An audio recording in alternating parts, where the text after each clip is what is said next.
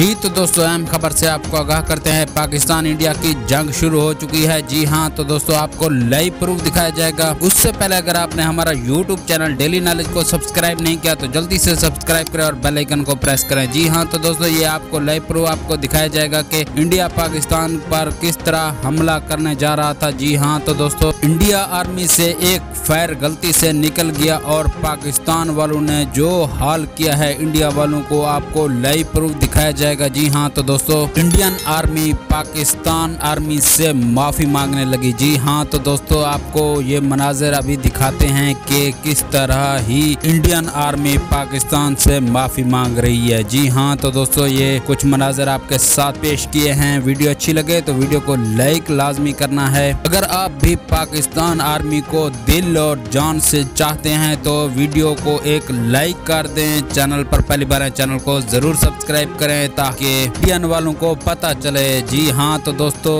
Thank for watching. Allah.